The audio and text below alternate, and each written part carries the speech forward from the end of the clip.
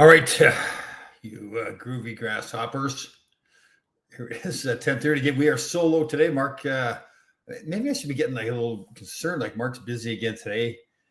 Uh, yeah, he's trying to tell me something. A little slow on the uptake here. But again, Mark's busy again today, so we are on our own. I saw a funny joke the other. Somebody wrote, "Can you tell me the date Cinco de Mayo is this year?" I thought that was pretty funny, kind of dad humor. So, how's everybody doing? Beautiful weekend. It was kind of nice this weekend, wasn't it? Yeah, it was kind of nice. Had the windows open, a lot of cleaning going on, a lot of purging. Purging is my new favorite thing to do. Man, I'm getting old, but purging is my favorite thing to do. What's going on? So, wait for everybody else to get on here, but we've got obviously the Rangers hired Mr. Sullivan as their new coach, and I think everybody's assumes because they hired him that everything's going to be fine. Well, he's a piece of the puzzle. There's no question about that, but still a lot of work to do. Joe Micheletti has retired along with Sam Rosen, and I don't know if. Well, I should be careful what I know if I should say publicly. I've seen Ron Duguay posted, so I guess I can say something. Apparently, Dave Maloney is going to be taking over that role from Joe Micheletti. So it'll be Kenny Albert and Dave Maloney, who have worked together on radio quite a bit. So that'll be pretty cool. What else is going on? Okay, I've got a bone to pick. You know, what's happened with me with politics? Like, I didn't follow politics at all for most of my life. There's Danny Erickson. Oh, jeez, Danny. He's coming out hard.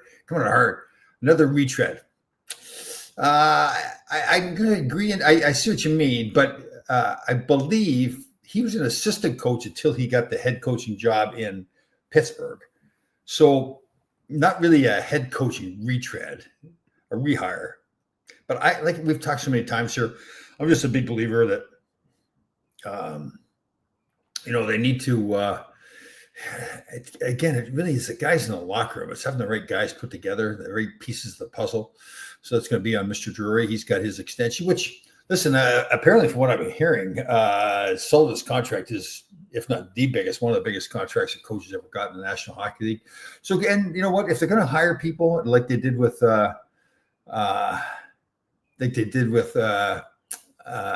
Drury re-upping him, they're going to send a message. Listen, these are to the players. This is who's running the team.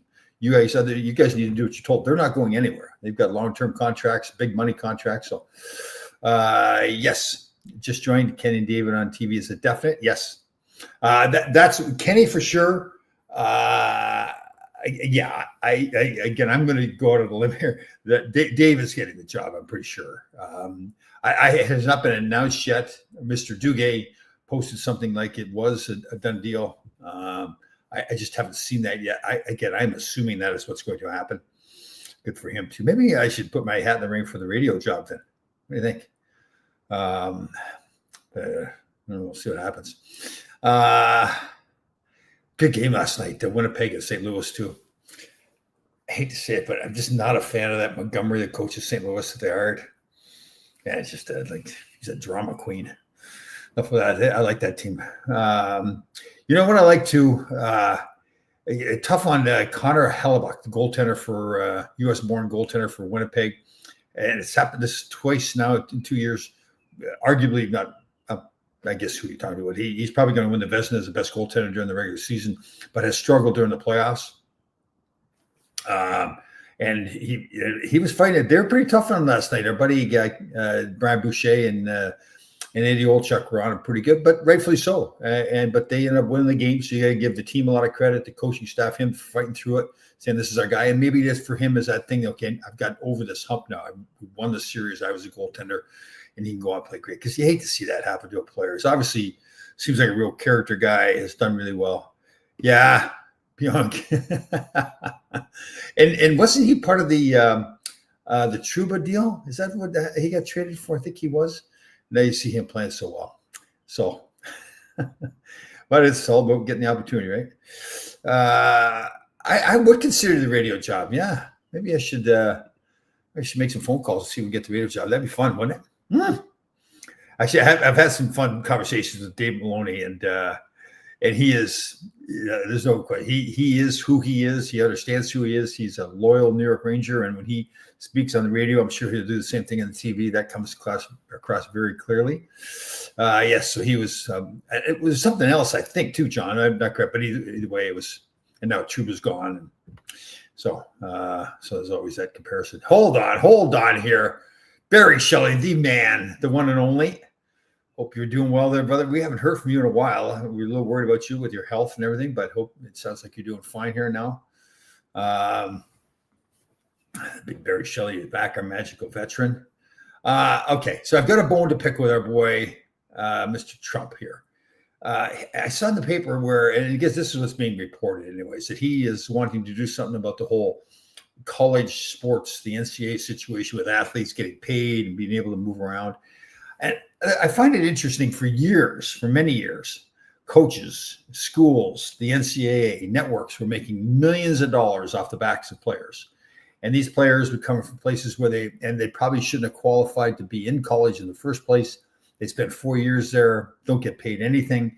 I'm sure they have fun playing college hockey for 4 years. Then they leave. Everybody's made money off their backs. They leave college with nothing, and they're back in their old same situation again. And again, there's obviously success stories, and players have to take the responsibility for their own lives. But that's basically what was happening. So now all of a sudden, the rules have changed. They're allowed to move where they want to move and make the money that they should be making, and everybody's upset about it all of a sudden. And I'm saying, like, you know what?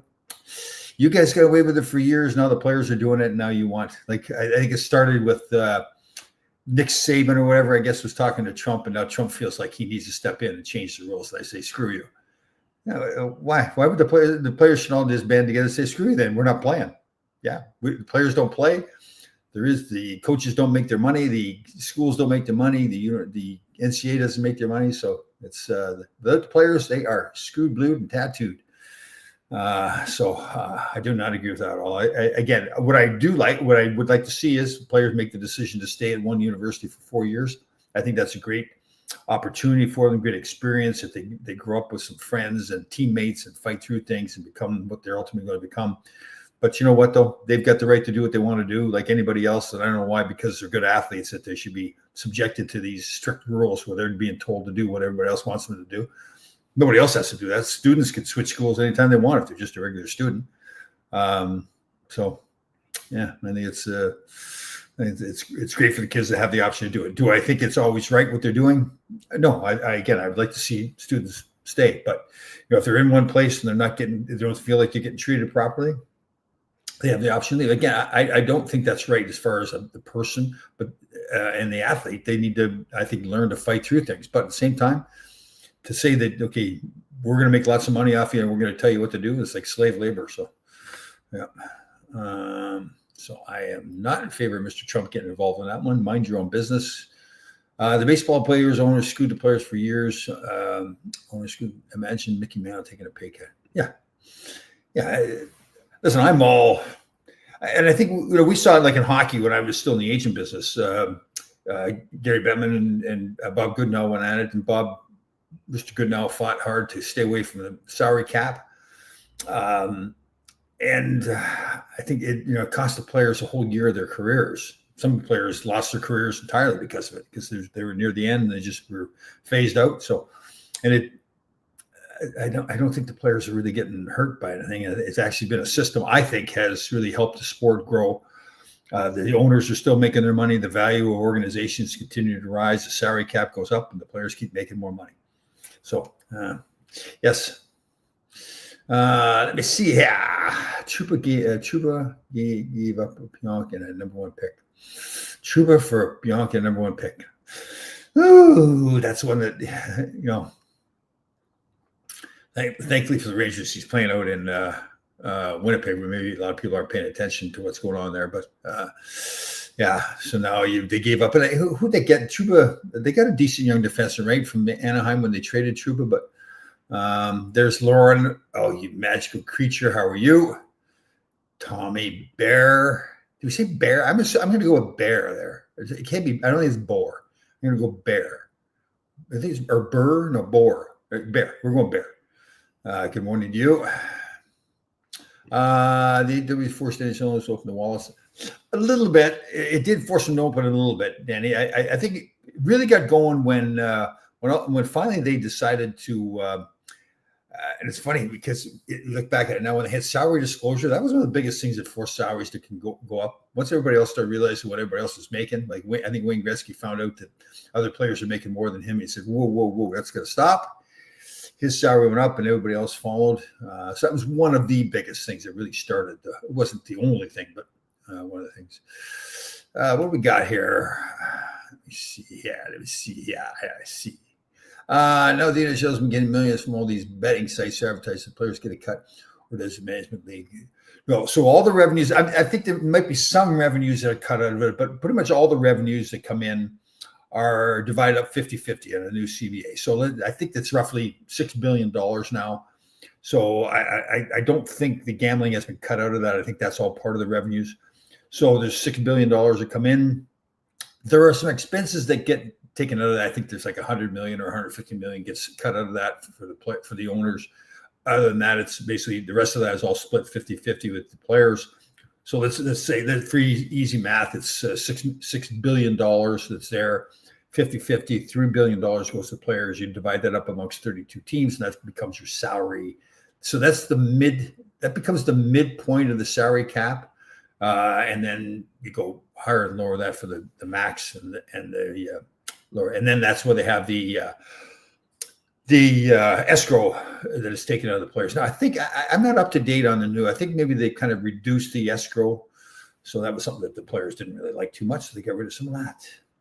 Love that the refs let them play last night. Yes. Yeah. I hear a lot, and I get why fans in particular are harping on referees a lot, especially during the playoffs. But I bet you if you turn back the clock to 1960 or whatever it was, the fans would be saying the same thing. Refereeing in hockey, I think, is one of the toughest jobs to do. You've got to make so many quick decisions. Again, everybody referee a different way.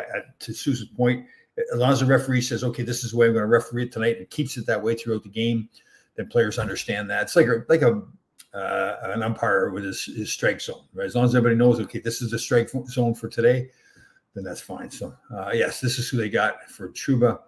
So, in the end, they gave up Pionk and a first-round pick and ended up getting Valkyrie. So, but that's a tough one. Let me see here. Let me see what we got here. Rangers lost their locker room when they let Trouba and Gaudreau go. That's part of what happened with the Rangers locker room. But there's all this talk about well, let me see here, Danny. After they plays last on the game, they salary slip. Yeah, totally. Once they get rid of my salary, definitely. So with the Rangers, again, a lot of things happened. Players, like I saw some comments, and I'm assuming they were accurate, that Zibanejad made, and he's a fantastic player, a very thoughtful guy too. He's like a great person.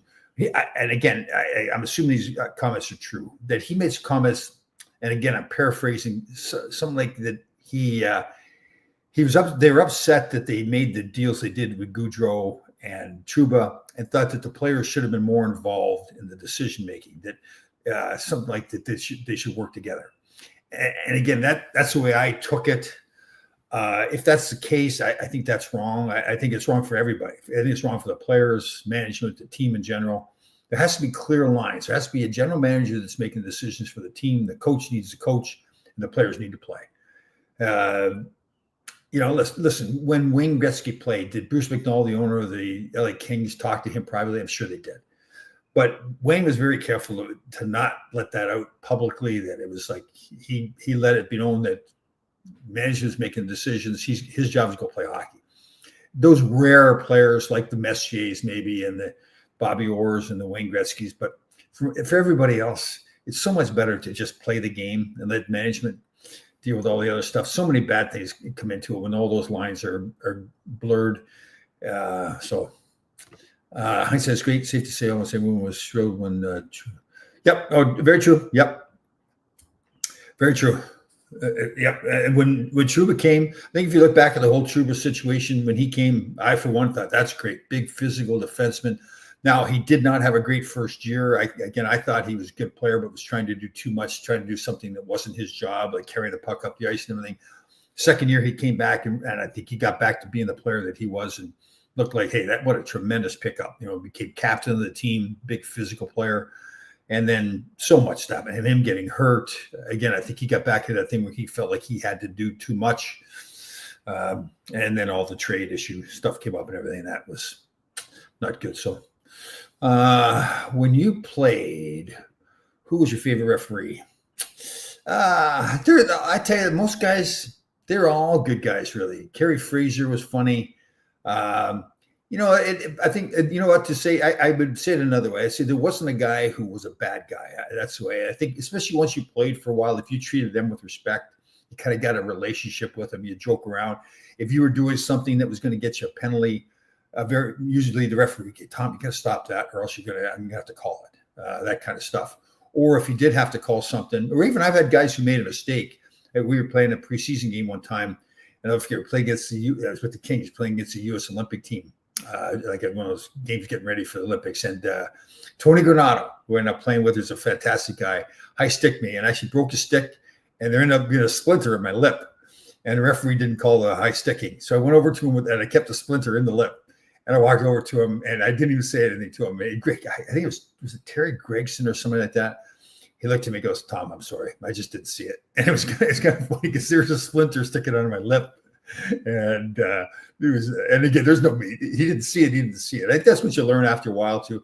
Sometimes you lose your temper and you start yelling at a referee or whatever. But most times you realize, if he didn't call it, then he's not going to change. I don't remember ever a referee changing his mind when we play. Now they do that because they got replay, but he wasn't going to change his mind because of something I said to him. So I think there's a lot of, maybe you're setting him up for the next play or whatever, so he thinks he owes you. And that did happen. So funny stuff. You guys didn't like Sabres, guys. Still gave it all. Yeah. Oh, well, no, we didn't give it all for him. And I think that's a little bit of a misnomer. We didn't play good for Sater. We didn't play bad for Sater. I think we played well because we wanted to win. Like, we wanted to win we wanted to do our job for our teammates, the fans, everything. But I don't remember, like, even with Herb Brooks treated me great, but I don't think I really played I don't think I played for Herb. I didn't play. It wasn't like I was against her, but my motivation wasn't, geez, I got to play hard for Herb. My motivation was that I wanted to win, and my teammates were counting on me to do a job. And if everybody did the job, we increase our chances of winning. So, and that's the thing. That's one of the biggest things. It's not letting a coach ever get in the way of your, like that's what I didn't. The noise that I'm hearing from the team. And again, I wasn't in the locker room, so I've never spoken to any current players with the Rangers. But just the noise I'm hearing is that guys were upset with the way management did things. And I know times are different now, but I would say to those guys, listen, you're only going to play the game 10 years, 15 if you're really lucky. If you're exceptionally lucky, you play 20 years. And to lose 1 year of your career or not get the most out of 1 year career because you're unhappy with what a coach or a GM did or did not do. That's why I think that's one of those things you look back, like you wish you had somebody there to say to you while you're playing, hey, don't do that. Because you're going to look back at your life later on like, geez, I worked all my life to get to the NHL and I wasted a year, didn't get the most out of that year because I was upset about something that somebody else did or didn't do. That's, but it's always easy to look at that after the fact. And that's why, you'd like to have somebody say that to you, like the guys in the current teams. Guys, like, who cares what Chris Drury did or didn't do? You've worked your whole life to get here in the NHL. You missed a chance of potentially winning a Stanley Cup this year. They're President's Trophy the year before, and they had the talent to certainly get that done. So let me see here. There was no Angel Hernandez referees. No. Yeah, man. I was, maybe it's because of the videos I watched. People hated him. Was he that bad or what? But Angel Hernandez, he's got a bad reputation. No, we didn't have any referees like that. Nah, I can't remember. Like, even Don Koharski is a famous, like, have another donut, Koharski, that Jim Schoenfeld said to him. But when I remember refereeing when he's refereeing, and again, it's how you treat him too. If you treat him like a total jerk, he's a human being. He's going to treat you the same way. Coach Bonas had his hands on all these teams vying for Cup, Winnipeg, Dallas, St. Louis. Yeah. Yeah, good to see him doing well. He's a good man. He is one of those guys. I don't know him all that well, but whenever I see him, he treats, and I guess it's not just me. He treats everybody the same way. Like I see him downstairs to the garden or whatever, and hey Tommy, how you doing? You know, like he really like a genuine guy. It's not just saying it to say hello, go through the motions. Really good guy. So yeah, he had a little health scare, right? I think he didn't, or maybe it was someone in his family. Yeah, Bruce Hood always took a lot of abuse. I think, and again, they're like now the names aren't on the jersey anymore. So it was much more personal, right? Like, so when Bruce Hood was refereeing, like everybody, it's like when Gary Bettman, when all the commissioners of the leagues get up and speak, the fans boo just because they're commissioners of the league. I don't think most fans even understand why they're booing their commissioner. It's the same thing with the referee. And then the same thing, get Dennis Potvin. Like, I mean, a lot of people, when they say Potvin sucks, they don't even realize why they're saying it anymore. But that's sports. That's what people pay money to go to the games, to have fun. No 300-pound refs. Like I know. Man, that's the thing. Like, you see some of these guys that are out of shape. They can't get around or getting hit by balls or whatever. Any chance to jump? I don't think so. I don't think he would be in trouble. But you never know. Again, they make changes. It's just, I mean, they've got that good team. And again, really, if some bounces go the other way, they're advancing now. And they're a team that's still, look, I mean, even though they lost, they're still a contender to win the cup. If you had to say now, going into next year, that team still is its contender. Now, are they contender because of him? I wouldn't say that, but they're not a contender because of him coaching either. They're the contender because of what they've got on the ice. So it's funny though. Did you see, Susan? Go back to your comment about Jared Bednar behind the bench the other night. They had a guy that had the hair done just like Bednar and the whole bit in the suit. Pretty funny. And Biz Nasty brought it up to somebody. Was it Connor? Nathan McKinnon, sorry. But I think he brought it up to him. McKinnon shut him down right away. Nope, wasn't funny. We lost 6-2, didn't see any humor in it. Right? It was pretty good the way he said it to him. The 94 team had 5 guys to guard traded and went 8-2 the rest of the way, won a cup. Tired of hearing about these babies from the season. Yeah. I mean, again, times have changed, right? So to try to compare anything like today's game to back in the 80s or 90s, whatever, whether it's style of play, physicality, money, whatever it is, it's just all changed. So it's, I hear you. And again, do things get exaggerated? I think sometimes because there's so much media, social media plays, like I don't ever remember doing interviews after the season was over. And now you see, give Susan a hard time about Chris Kreider's interview. There's so many people wanting to know, and it's not, and the players, and again, do they realize all the stuff that they're saying and how it's all going to come out? Maybe not. Again, nobody ever asked me if I had anything broken or during the season after the season was over. So times have changed. Rick Bowness stepped away because, yes, his wife was ill. Thank you. Yes. Let me see here. At least we see Bettman and Ziegler. Ziegler was the invisible man. Yeah. Things are so much different. Like I remember I've told the story. We went up in the stands. We're in Detroit. Nick Fatila went after some fan up in the stands. So we went up after Nicky, helping him out. Came back from a meeting with Ziegler. And it was like, he wanted nothing to do with us. He says, and I think, in fact, his words to us were, "You guys think they have nothing better to do with my life than sit here with you idiots because you went up in the stands." It was something like that. Kind of like we're playing in the NHL, and he's like treating us like we're nothing. So it was a totally different world back then. Yeah, listen, I get it with Bettman, especially when he started. He was a basketball guy. He loves the game. The game has done fantastic while he's been the boss. Does he take all the credit for? No, the players deserve a whole lot of credit too, but he also gives them a lot of credit. I think even during the Four Nations tournament or after it, I saw interviews with him, and he didn't try to say, "Oh yeah, we knew this was going to be great." He said, "No, it was great because of what the players did." because the players went out there and played with so much passion. So, and again, we went from, I think when he started, I think the revenues were like 500 million to 750 million, something like that. And now they're at 6 billion. So, and again, it's not all about money when it's the fans, but that shows, to generate that money, it shows the popularity, how much the popularity of the game has grown. So, any news on Bubba last? Yep, he had. Well, I should say yes. I've contacted Barry a couple of times. We've exchanged text messages. We've been trying to call. I don't know if it's having a hard time with his phone or whatever. So I haven't seen anything from him recently. But yeah, he was going through some tough times. So everybody doesn't know who Steve's talking about. It's Barry Beckham. I'm sure everybody knows Bubba, but New York Rangers should learn from the Jets. Goalie proved to shoot the puck. Yeah, well, Rangers have, they'll, again, I see that, and again, I see the frustration with the Rangers totally. But I also think you need to turn back the clock. 2 years ago, they were the President's Trophy winning team, and went to the semifinals, almost went to the finals. So now a lot of changes have been made since then. Again, you still got, to me, the best goaltending tandem in the National Hockey League with Shesterkin and Jonathan Quick. The makings, So, but here's going to be a controversial one too. Hold on a second here. Let's see what Susan's got to say. Did you see the laundry list of Tampa Bay injuries? Surprised to see. I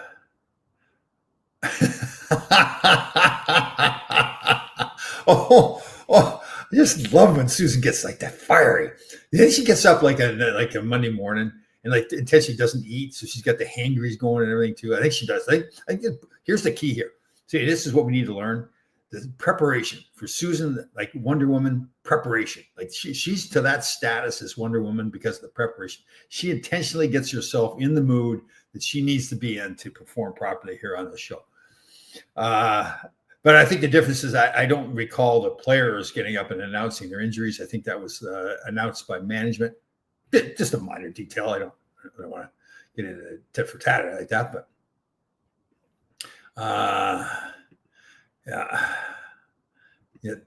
yet Tampa fought like hell. Yeah, well, I mean, Kreider had his moments. I mean, he was fighting. Oh God, it's funny because I will. Okay, let me see here. Hold on. What do we got here? What do we got? 79, the Rangers and Kings met in round one. What a great best of 3 series. Minnesota finished for the Kings. Was that 79? Did they? Yeah. Well, I know in 1980-81, my first year, we had the big series with them. That was the best of 5. We won that in 3 games or 4 games. But maybe they did the year before that too. I can't remember. Lassard was pretty good in that. And again, I don't think he was there at 79, but I could be wrong. Again, I was not around. Okay, here's my question for you, and there's gonna be another question, but keep popping your questions up there. But let's not just look at today. Let's look over the next 10 to 15 years, 10, 12, 15 years. Who do you think in the long run is going to be the better? And we won't know the answer until we play it all out here. Who's going to be the better defenseman for the New York Rangers? Braden Schneider or Adam Fox? I'd like to hear everybody's opinion on that. Let me see. Do you think Jessica Campbell is a candidate for any head coaching job? I would say not yet. I think we're getting to that point. Huge that we've had female assistant coaches. And from what I understand, I think Larry Brooks brought up a couple of times that there was, I can't remember the young woman who it seems like very qualified woman too, who could potentially be up for some GM position. See what happens with the Islanders. When I say not yet, if Jessica Campbell was to be named a head coach, would not surprise me one bit, and would not say that it shouldn't happen. Why not at this point? I think some of the I like we've talked a lot here.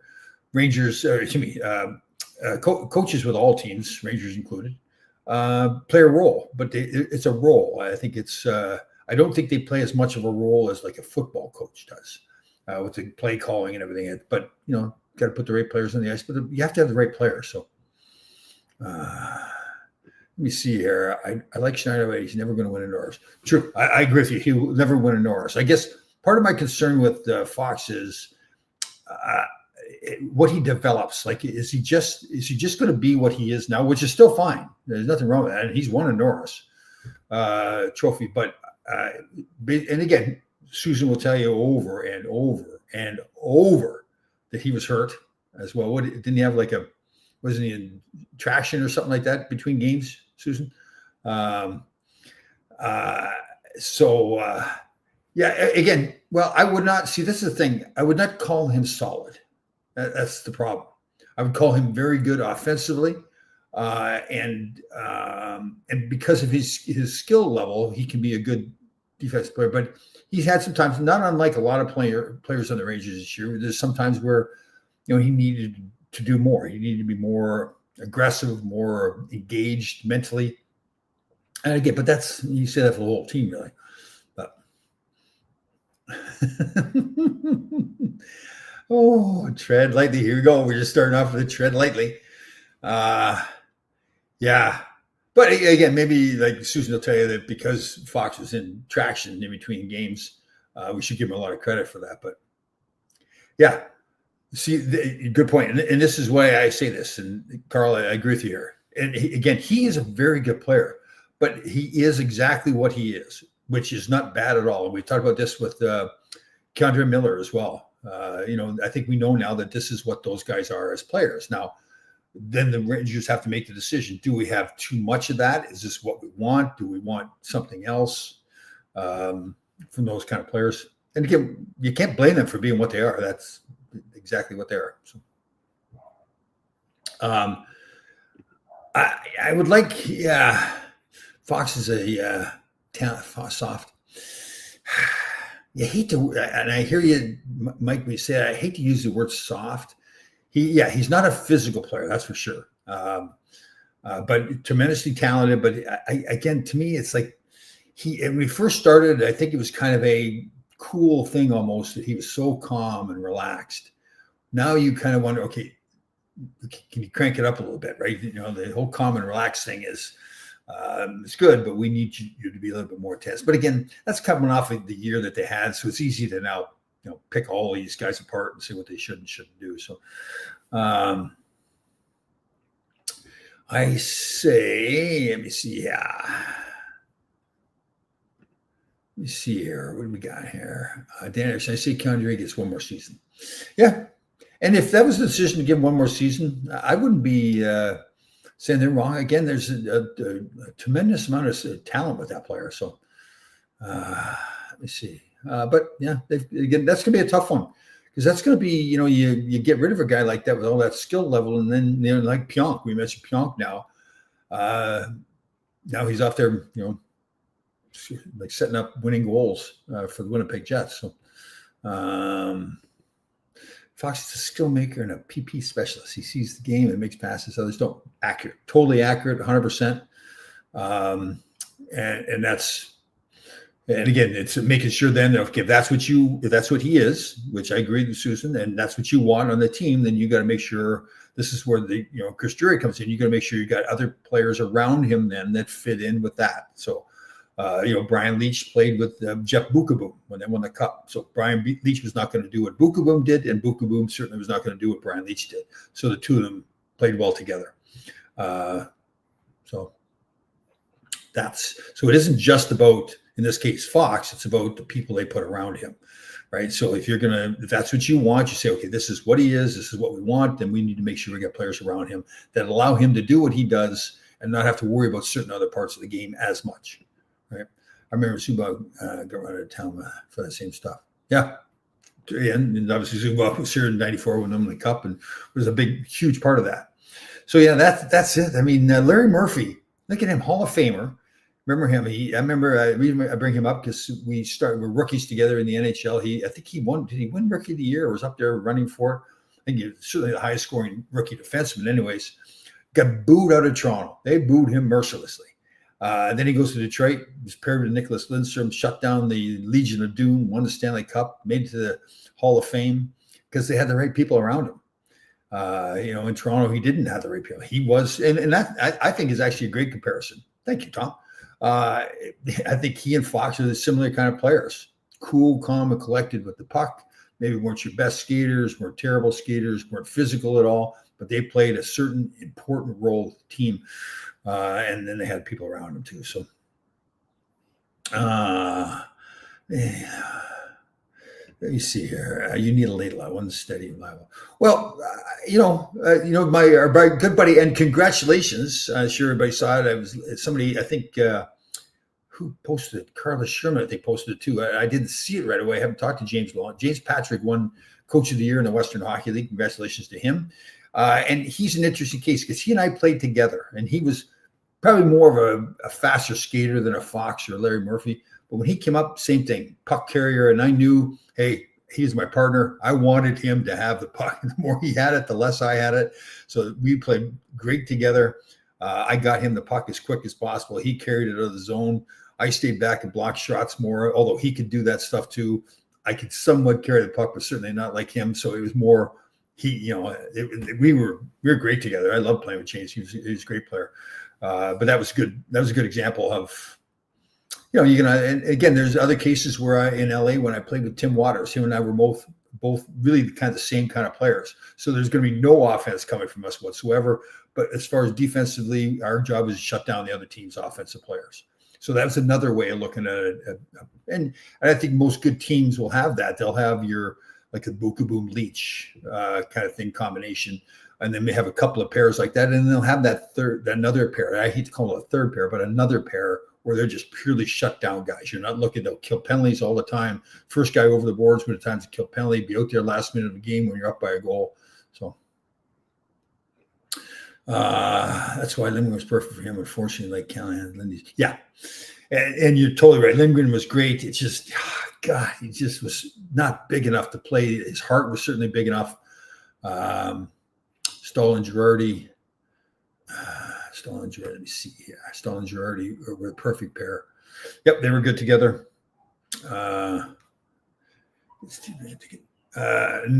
me see here. Didn't Rangers get Steve Patrick? No, James was drafted by the Rangers. He played on the 84 Canadian Olympic team. Once that Olympic was done, he played with us at the end of the season, then played in the playoffs. That's where we had that really good team. Ultimately lost to the Islanders in the first round. Kenny Moore scored in overtime, but man, that was a good team. Bob Brook came from the U.S. Olympic team. He was good. That was, I've said before, that was one of the best Ranger teams he played on. But then unfortunately, our good friend Dave Maloney got traded for Steve Patrick. And Dave apparently was fantastic to James, like really kind of mentored him and everything. Feeling like, okay, Dave had been here for a while, had been captain. He's a lifelong Ranger and everything. So he's helping this young guy along. And ultimately got traded to Buffalo for James's brother. So it was, James has talked about that a lot, how he felt it, he loved it. But they didn't get Steve and Patrick because of James. That was just a separate deal. And Steve was a real good player for us. Like, I'm kind of surprised he didn't last longer. But big physical winger, played tough, could skate. But it was kind of, it's funny listening to it now. I'm sure it was tough on everybody involved at the time because David had done so much for James and helped him. And then James was happy to have his brother come here, but at the expense of Dave, who had done so much for him. So, yes. James, right off the bat, I remember playing with him and didn't feel like, sometimes you're playing with a young player, you feel like, okay, and it's not a big deal. It's just, you need to maybe don't put him in as tough a position, with the puck sometimes. Make sure you're backing him up more defensively. If he's carrying the puck at his own space, pay extra attention to backing him up in case he loses the puck or whatever. But James, I just felt like, okay, he's going to do his job. I do my job, and we're fine. He was right off the bat. And great team player. I've told this story too, and he's a fan. Him and I are great friends now, and I'm really happy for him. Very proud of him that he's done so well coaching. But he was such a thoughtful guy too, and me being such a smart ass, I would do something to him, and there was like some smart ass joke or whatever, and he would get mad at me. He wouldn't talk to me for a week, and then he would come to me and apologize to me later on that he hadn't talked to me for a week when it was my fault that I'd done what I did. So he was a great guy. And I'm really happy. We keep in touch quite a bit, and very glad he's done so well. So we went there. Let me see here. What do we got here, Danny? You're going to lose no time when you better lose to an impressive, like, Yeah, that's so people that don't know. So we played as a 5 game series back then. The first round was 5 games. We were actually up 2 games to 1, playing at Madison Square Garden in Game 4. If we won that game, the series was over. The Islanders were going on to try to win their 5th cup, which they ultimately didn't get, but they'd won 4 in a row. And so we had them, and we were playing. I really felt like we were playing better than them and should have won.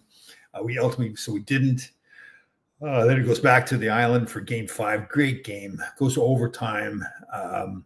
And Kenny Morrow, who was a fantastic player, but really wasn't known as a goal scorer at all, shoots and scores in overtime against Glennie Hanlon, who had played incredible for us too.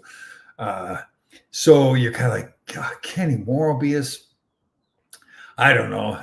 So Danny's point is it would be better. Mike Bossy was one of the greatest goal scorers ever played. So would it be better if Mike Bossy had scored the winner? I don't know. It's a great question. I think either way, to be honest, I don't think it really mattered that much. They scored. That was one that really, looking back at your career, that was one of those points you look back at and you go, oh, God, man, we were so good then. And that was really, we had all the pieces of the puzzle, great goaltending. I guess, like I said, James Patrick, Bob Brook coming in. And Bob Brook was the same way. I'm telling you, I'm surprised he didn't play longer. I don't know why he got traded away. I think he wasn't one of Phil's guys, Phil Mazzito's guys. I don't know who anybody was except for Gresh. But he gets traded away, and he was a good player as well. So let me see what we got here with the great Carl Becker. The guys should outwork the guys would outwork the Islanders in those great series, and they really get the. Yeah, when we scored in last minute, I thought it was our time. Yeah, I know, right? That one that was almost called high sticking. It's funny. I've had that conversation with John Tonelli. We're really good friends now, and I think it was recently too. I said, like, did you guys know you were going to win all the time? And he goes, no. He says that he thought that Al Arbour really instilled at them to just find a way to win. And he really didn't. It wasn't like Al Arbour told him how to do that. It just he really instilled at them that this group of guys, you will find a way. Like, he had confidence that they would find a way to do it. And that's really what it was for them. It was Kenny Morrow scoring overtime. It was, I remember a series they had against Pittsburgh one time. It was interesting when they were winning their 4 cups and going to the finals 5 times in a row, like not unlike us losing to them. There's so many times early in the playoffs we felt like somebody's going to beat them. Like Pittsburgh almost beat them one year. John Tonelli scored a big goal. Puck bounced over to Randy Carlyle's stick going into the offensive zone. Tonelli picks it up, scores a big goal. I can't remember what game that was where they to be beat. But there's so many times early in the playoffs we thought, geez, now's the time somebody's going to beat the Islanders. But they just found a way. And it was, you could outwork them, but did you really outwork them? I mean, they had the Sutters and those kind of guys that just, I don't know if you really could outwork them, but you could certainly work as hard as them. Let me see here, but yeah, Kenny Morrow, what a run. Yeah. So in the same year, you're right, a slew of cups, but in that one year when they won the gold medal to come to then, a couple of months later or 3 months later, win the Stanley Cup. Yeah, a great career. And I played against him in college too. And we were actually both, so that was the Central Collegiate Hockey Association back then, the CCHA. He was a Bowling Green. So they had the all CCHA team for the 1970s, a long time ago. And he and I were the 2 defensemen for that. So, yeah, he did not win. Well, between him and I, we won 4 Stanley Cups and 1 gold medal. But Carl, at that time, I looked at Herb Brooks as a good luck charm. Yep, I tell you, Herb. Obviously, I have my Herb was great to me, but again, like I've learned since, he's not always nice to all the players, but he had his way of doing things, and yeah, that was funny looking back. I didn't realize how bad he had treated some guys. It wasn't funny. We talked to players like Mike, and again, I'll talk about it publicly, like I've talked about before. Mike Allison has talked openly that he'd contemplated suicide because of the way Herb had treated him. Again, it was. I looked at all the stuff and just kind of laughed at it, and other people, look at it differently. But that was a good lesson for me to realize that just because it was great for me doesn't realize it was great for everybody else. So, what does ESPN? Why does ESPN have hockey? It doesn't look like they really care. Yeah, she'll flirt even the Acceptors. Yeah, I know. It's content for ESPN. They've got so much. It's yeah, they really do. I remember when the NHL left ESPN and went to, wasn't that the Outdoor Network or something at first that ultimately came in NBC Sports? Like, why are you leaving ESPN? Because ESPN was so big. I don't know. That part's kind of weird. That I don't understand that part as well. That whole TV thing. But it's how many for the NHL. I'm sure how many homes are they in? How far? Like, what's the reach across the world with ESPN? I'm sure that's all part of it to help grow the league even more. But I agree with you, Susan. It is kind of weird. It doesn't seem like they're really like like if you watch ESPN in the morning, like Sports Center in the morning, it's all basketball. Like eventually they'll get to hockey, but it's NBA basketball, it's college basketball, and then they'll finally get to hockey after all that. So,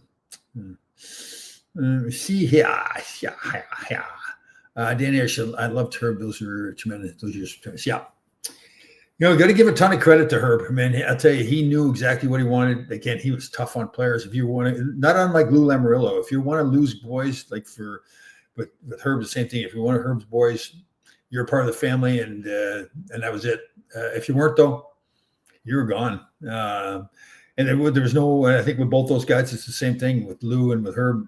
There's no wishy-washy. They're not like, if you went in for a meeting with Herb, and for what I hear with Lou, if you went in for a meeting with him, he told you exactly the truth. There's no game playing. If you weren't part of the organization, he didn't want you there, he would just come right out and tell you, listen, there's no room for you here, and he'd move you on someplace else.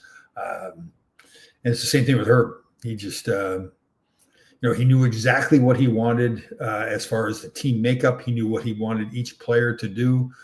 And he was very open. But again, I've told the story so many times about what he said to me in front of the whole team. It's laid low. If you get the puck, give it to somebody else. You're not supposed to have it.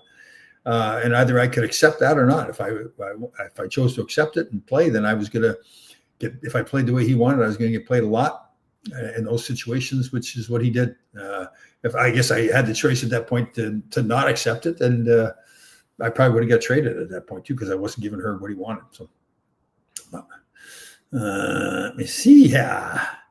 Mike Rogers didn't like her, but Rogers was on the decline. Well, it's interesting. If you watched some of the games when Herb was first got here, Mike played a really big role. And it was the same way with Dave Maloney, where for some reason, as time went on, Herb didn't like those guys, and I don't know what, because they weren't different players. Maybe you could say Mike Rogers' play dropped off, but I don't really. What he was is what he was. He was, we talked about that before with K'Andre Miller and Fox, where you knew when Mike Rogers came to the team, Mike Rogers weren't going to stand up and fight people or block shots necessarily. He was a goal scorer, good in face-offs, good in power play, all that stuff. Then for whatever reason, Herb decided he didn't like him. It was the same thing with Dave Maloney. That was kind of weird, really. I mean, again, I was playing, so I was concentrating on my thing. But looking back at it now, you realize like Dave was who he was, and all of a sudden Herb didn't like what he was and got rid of him. So let me see. Positive vibe about Sullivan becoming the coach. Yeah, there is right now. And if Chris Drury can put together the team that can be a team that plays, the way Sullivan wants to play, and then they go out and are successful, then everything will be fine with Sullivan. He'll be a great coach. But if they have a bunch of guys that perform the way they did this year, it wouldn't matter who was coaching the team, whether Sullivan was coaching or Scotty Bowman, whoever it was, or Herb Brooks. And this is the same thing on the positive end. When they win the President's Trophy, Laviolette was still the coach, but it was the players who went out and played. Laviolette wasn't scoring goals, wasn't blocking shots. He was changing lines, and he was putting the right guys on the ice supposedly at the right time. And they won the President's Trophy and got a couple wins away from going to the Stanley Cup Finals. This past year, same coach, didn't change who he was, but the players didn't play. So it's the same thing with Sullivan. So, Sullivan's a good coach. There's no question. Won 2 Stanley Cups. Laviolette won one Stanley Cup. But the players still have to go out and play. So that's going to be, again, Sullivan I think he's proven he's going to come and he's going to do his job as coach. But the players, again, have to be the ones who go out and play. So. Bill Parcells. What do we got with Bill Parcells here? Bill Parcells. I don't think great coaches can be pals. Just my opinion. You're right. Good point. And it changes from sport to sport too. I think it's like you look at the John Coopers, Paul Maurice, Rod Brindamore. I think it's more. I think it's the players need to know the coach is the boss. Now, he can be a good guy. He doesn't have to be a jerkwad. He can be a good guy, but he can only be a good guy if you guys respect the fact that he's a good guy, but he's the boss. So if he tells you to go do something, but he's a good guy, you can't then take it. If you take advantage of that good guyness in him, well, then it's not going to work. Then he has to show, okay, listen, you guys crossed the line. And I see that in Brindamore, that it seems like, from what I see from a distance, he is that guy that says, okay, I'll be a good guy. I'll treat you great, but you got to play the way I want you to play. And that team seems to respond to him. And again, like goes into that. There's a lot of things that have to happen with that too. Like, like if every player wants to be a good player, wants to contribute to the team. Is it part contractually? They want to make money. Sure it is. But again, players all want to know that they're part of the team too. So, if a guy's, he's done what the coach asked him to do, he's part of the team, and he's getting played in the role he wants to get played, everything's going to happen. Now, if he's not getting played, but he's still doing his job, then, okay, something's got to change at that point. Then the coach has got to say, listen, there's just young kids coming up. We're going to have to move you. And as much as players may not want to leave a certain situation, they're going to certainly respect the coach more because he's telling them the truth. So the whole being buddies thing, I don't think being buddies are not really. And again, if you've got the right guys in the locker room, I mean, you look at the 90-14 that won the cup. My opinion, and this may be putting it very bluntly, is basically the players, mainly Mark Messier, said, it's not that we hate Mike Keenan, but we don't really care about Mike Keenan. We want to win the cup. We really don't care what Mike Keenan is saying or not saying. We're going to go win. That's ultimately what decides who's going to win. The players have to decide we're going to win. You look at Boston. I keep talking about them because I think two players had such an impact on that team, Zdeno Chara and Patrice Bergeron, that they basically said, I mean, I didn't hear them say good things or bad things about, I can't remember who was coaching there during that book at that time, but it was more like, okay, he's our coach. He plays a role, but we need to go out and play. Yes, let me see here. But that's a good point. So, but you see, like Nikki filled a role for her, where Nikki was all over the ice.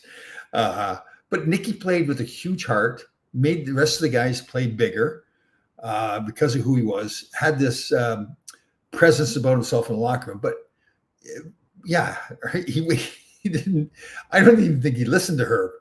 Nikki just went out on the ice and did, wander around all over the place, and we just kind of filled in the spots around him. So, Alan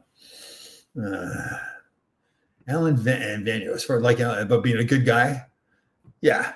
I mean, but look at Vanier. He did what he did there in Vancouver. The team really did well with Vigneault coaching. That's why I just think this whole. Again, so many coaches that Scotty Bowman is going to go down as known as one of the greatest coaches ever coached. Coached Montreal with pretty much everybody on the team was a Hall of Famer. I'm exaggerating when I say that. And he did his job, and they won Stanley Cups. But he had such a great team. When he went to Buffalo, you hear stories about he'd be on his hands and knees and behind the bench, kicking and screaming like a little kid. And he didn't win in Buffalo. Same thing in St. Louis. They didn't win in St. Louis. Goes to Detroit.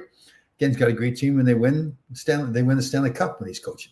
It doesn't mean he didn't play a role in all of it. It's just that I think people just get too wrapped up in with hockey about how much of a role the coach has. Again, he has a role, but it's not like Sullivan coming here is great.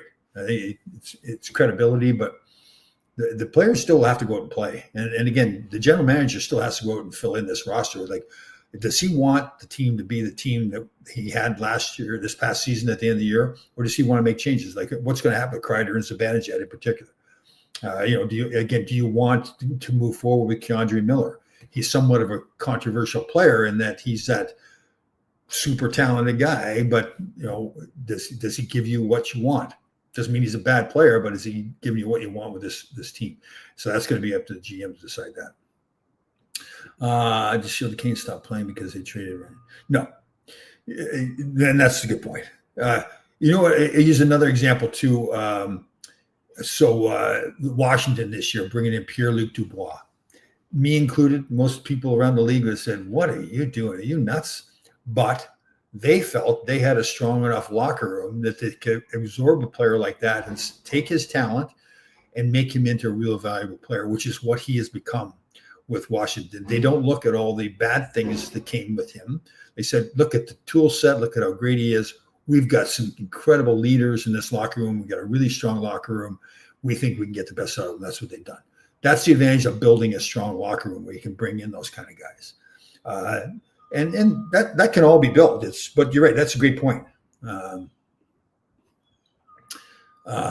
me see here. Visions of Nicky and jumping over the boards when we. Yeah, well, that was jumping over the boards when he. Yeah, he was.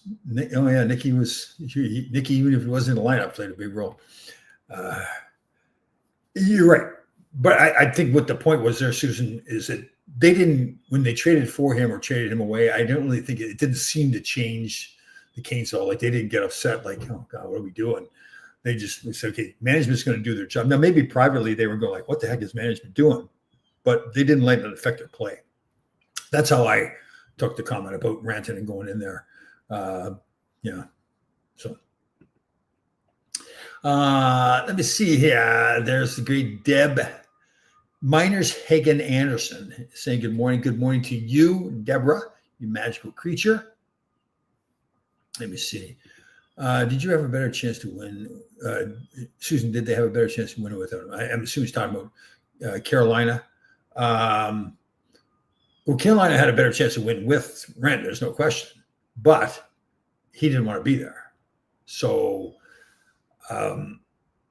I think, Carl, how I'm taking it, again, your statement there initially was that the whole Rantanen, not fiasco, the movement of him, like it was rare that I don't recall a team ever doing what Carolina did in the past.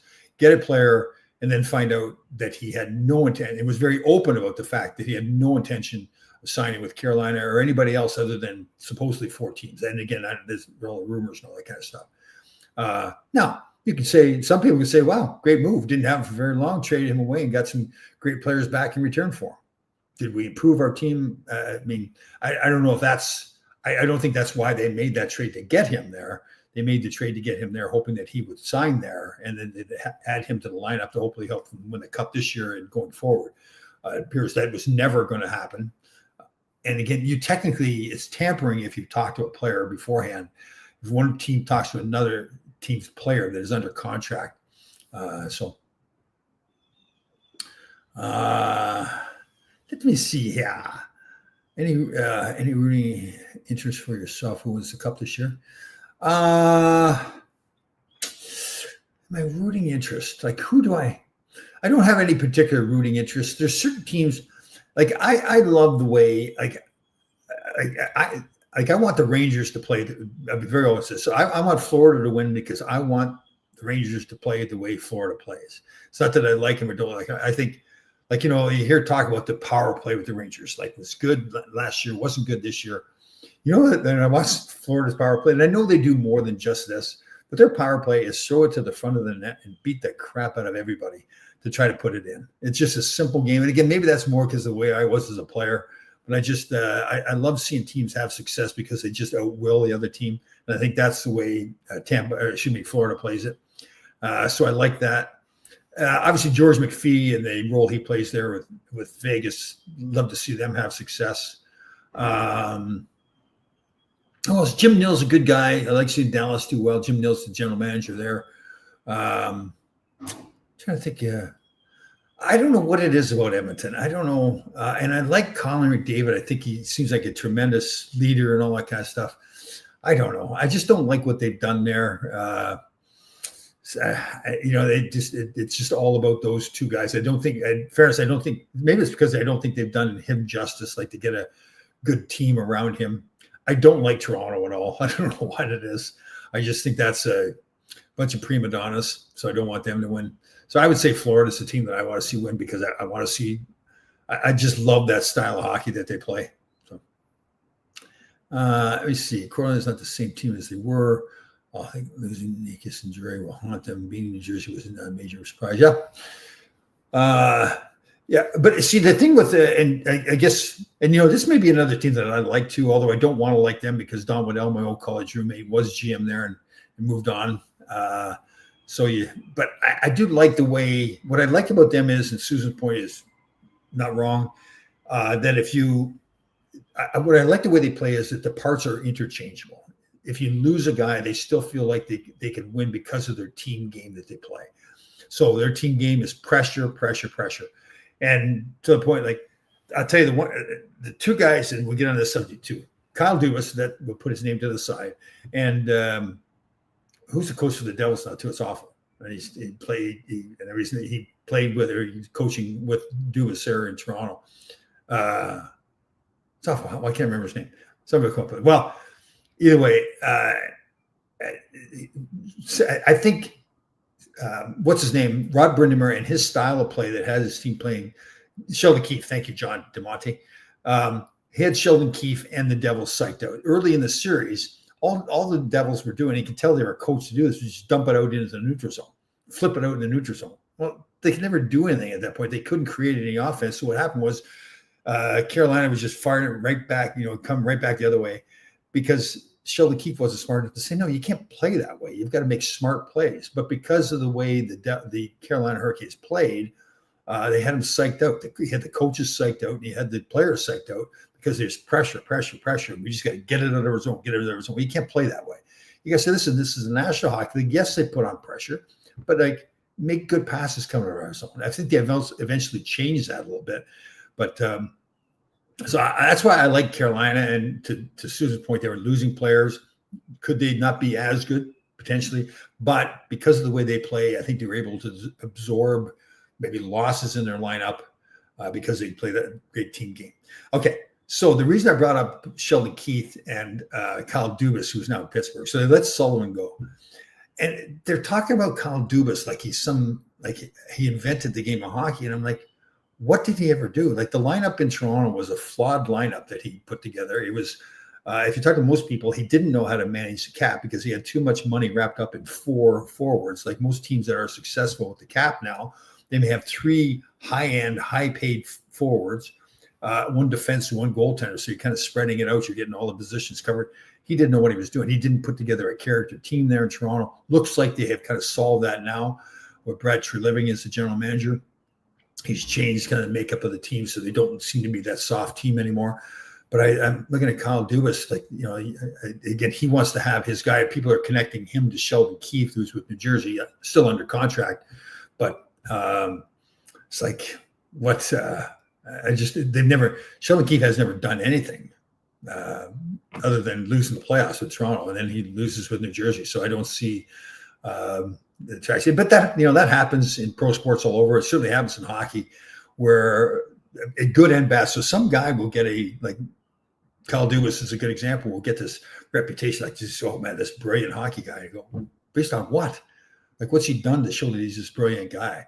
And the same thing on the flip side is as bad too. Like some people may look at K'Andre Miller, for example, and say, man, he's a great player. But we as Ranger fans get to see maybe the mistakes that he makes, or the things you'd like to see that are different. So we maybe see him in a more negative light, where somebody else will go, well, you kidding me? Like this guy's a great young player. So it happens both ways and again, that's life in general, I guess, but particularly in hockey, people get a good reputation or a bad one, and it's hard to lose it. So I tell you, this Ira is an intelligent man, sexy bald man. I have this thing now where if I see another bald guy at the gym or whatever it is, I say, hey, I like the hairdo. At first he looks at me like he thinks I'm kind of being a smart ass. Then he looks at me and says, oh, okay, yeah.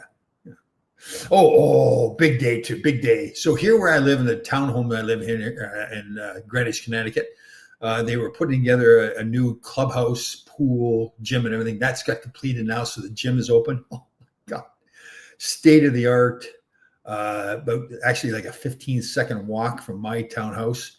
to the gym. Opens at 5:00. I am the only one that has been there every day at 5:00. Some people are now kind of drifting in around 5:30 or whatever. So and I think they walk in like at 5:30 thinking they're going to be the first one there. And they go, who's this big goofball already in the gym at 5:00? I have no doubt about losing Luke Hughes. Oh, yeah. Yes. Dump it out and not having. Yeah, they also hurt them. Force them to just dump it out. No, Susan. I'd like to try to agree with you on a lot of things, but don't listen. NHL players are still NHL players. Yes, they lost the Hughes brothers, but that Dylan wasn't a puck carrier. He was a guy that's going to fire it off the boards anyways. But it's more like Susan. I swear to God, I think Susan gets up and say, "Okay, I'm going to give it to Laidlaw tonight." Like Monday morning, she says, she's probably like all weekend long. She's thinking, "Okay, I can't wait to get up on Monday morning to just destroy Laidlaw."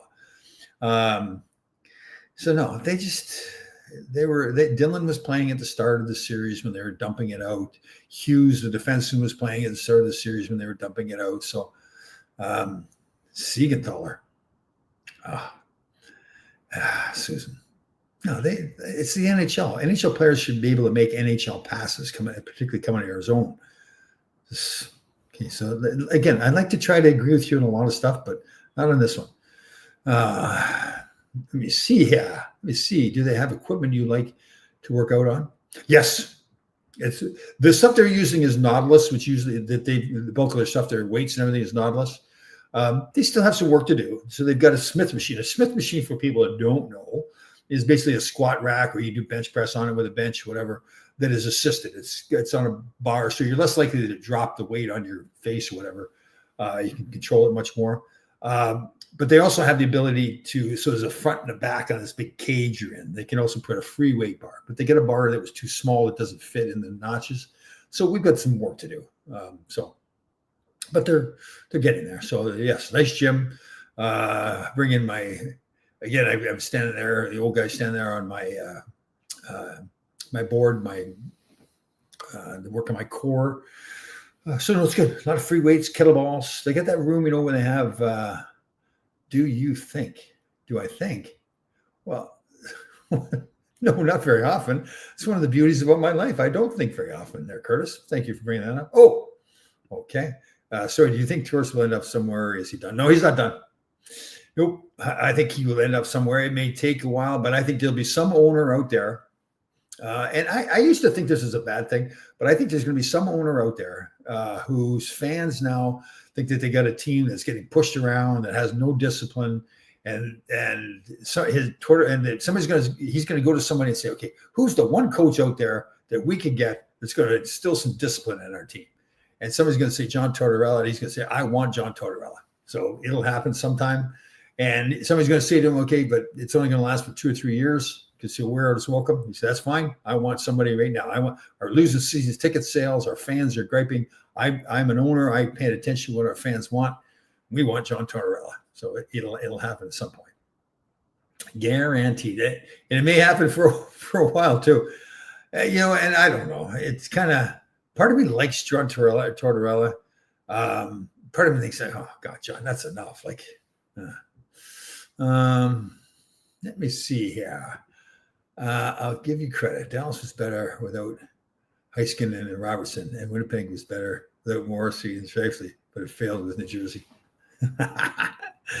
So I think Susan's somewhat alluding to she's putting several conversations from the past together, where I have made the point that when a team loses a star player for the short term, and this is where Susan likes to take things out of context.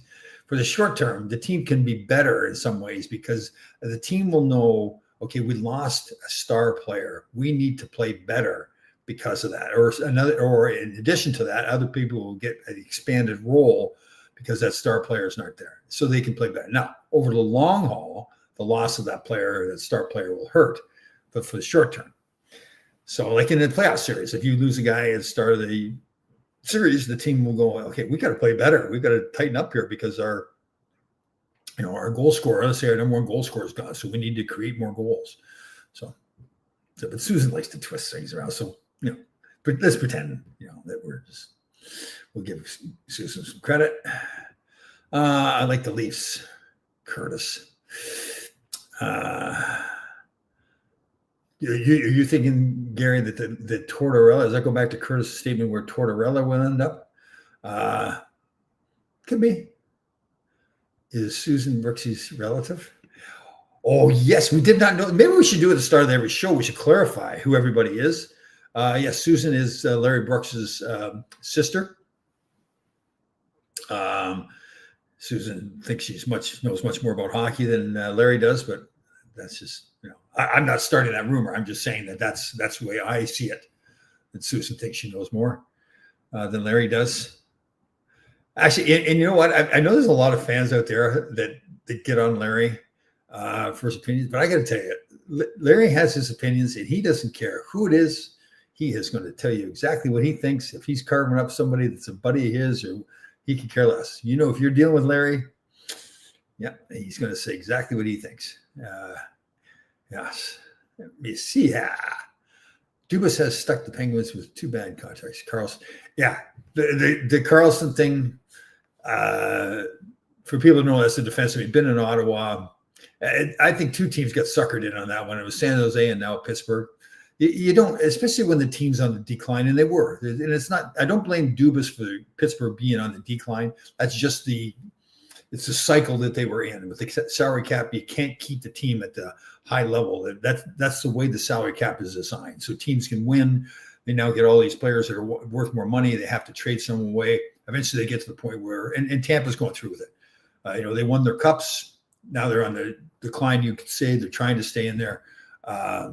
But yeah, to go get a guy like Karlsson when you're in the decline like that makes no sense. You leave that roster spot and that cap space for younger players to come in and develop. Like that's the kind of contract with Karlsson, and the kind of thing in your locker room and on the ice. It slows your development of your team because he's taking up space on the ice, in the locker room, on the cap for a player that's at the end of his career. So, what did I say? I said that you know more about hockey than Larry does. Isn't that what I said? Or did I say something like, oh, geez, man, I tell you, she's in our mood today. I'm sure he would have loved to see Torts back. Who's that? John. Larry Brooks. I actually mistakenly felt like, because Larry and Torts had the big blow up one time when Larry was coaching the Rangers, which became famous. You see it all over the place all the time now. They're battling. I thought people had told me that they were actually very good friends, but they were just great competitors. And I saw Larry at an event that actually Susan had put together with all the fan clubs, and I got a chance to sit with Larry for the first time, just sitting chatting. He said, "Not a chance. We're not friends at all." Tom, did you see Tom? Did you see Roy Anderson? Did you see Winnipeg versus? Yeah. Oh, yeah. Yeah, it was. And I tell you what, I didn't think Winnipeg was going to be able to come back in that. I thought St. Louis had control of that game. But I give Winnipeg a lot of credit. They had a lot of character. Really, yeah. John DeMonte Brooks. Sure. Yes, I see where you're going, John. I'm putting your 2 statements together. Yes. Tom, let me see here. Who was your first agent? Nope. My first agent was Art Kaminsky. Oh, one of the most hated men. He's passed away now, so I should be careful with family or whatever. But this is back when I was playing. There wasn't many agents. I had maybe 20 agents tops. But he became famous because a lot of players, he got into this famous tax write-off. It was a 4-to-1 tax write-off that we really didn't even technically qualify. So we wrote a check every year for $12,500. I think it's for like 3 years. We then got to write off $50,000. I was only making $60,000. So there was a limit on how much of your salary you were able to write off. And I was way over the limit.